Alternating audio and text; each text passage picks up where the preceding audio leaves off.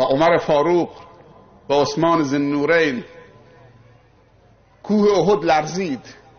پیامبر صلی الله علیه وسلم پای راستش را بر احد کوبید و گفت اثبت احد، احد بیست، آرام بگیر.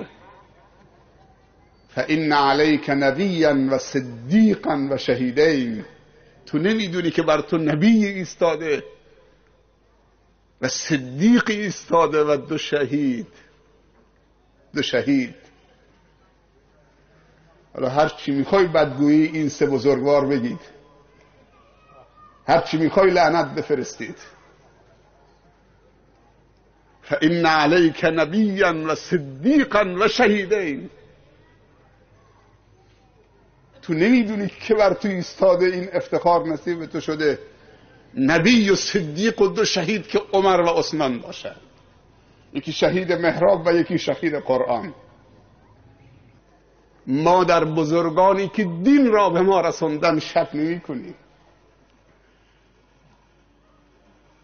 تنقیص اونها نیست. شما داستان دفن شدن حضرت عمر رضی الله عنه در حجره ام المؤمنین عایشه رو شنیدید؟ وقتی که امیر المؤمنین حضرت عمر رضی الله عنه در محراب خنجر خورد و فهمید که این خنجر خنجر شهادت و دعای پیامبر در حقش مستجاب شده و دعای خودش هم مستجاب شده که میگفت خدایا جهاد در راه خودت و دفن در شهر پیامبرت نصیبم بکن. صحابه میگفتن این چه دعایی است؟ جهاد در راه خدا میخوای، شهادت در راه خدا، بعد میگی دفن در شهر پیامبر؟ خود جهاد خب باید برید دور. گفت من خودم میدونم چی میگم. وقتی که خنجر خورد پسرش عبدالله پسر بزرگشو فرستاد، گفت برو خدمت مادرمون، مادر مؤمنین عایشه صدیقه طاهره رضی الله عنهما، سلام منو بهش برسون. بگو که بابا سلام میرساند. بابا یک تقاضایی دارد. وقتی عبدالله رفت رضی الله عنهما خدمت ام المؤمنین عایشه، گفت یا امه السلام علیکی.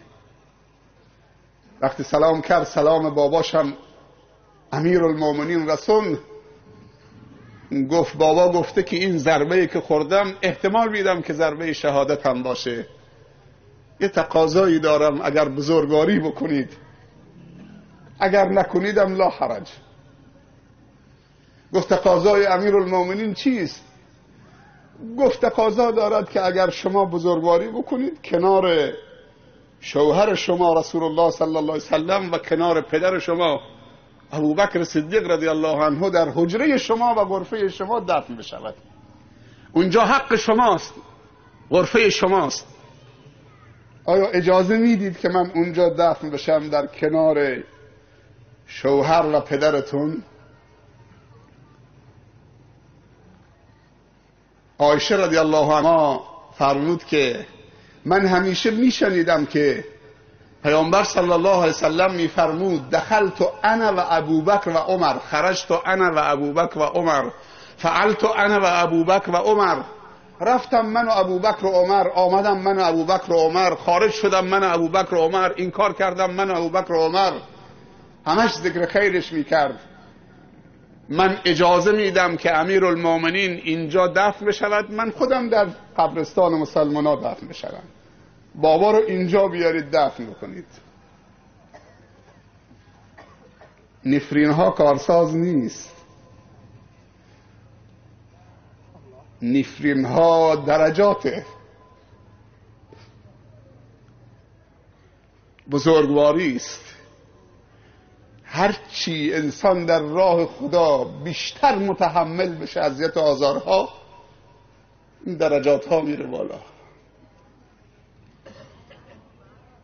ما نمیدونیم حرف شما انسان بی تقوایی مثل شما باور بکنین یا حرف پیامبر صلی الله علیه و سلم که میگه که از هر راهی که عمر انتخاب بکنه از اون راه ابلیس نمیتونه تو اون کوچه و اون مسیر روبروی عمر بشود رضی الله عنه. ما هیچ موقع دروغهای شما برای ما قابل باور نیست.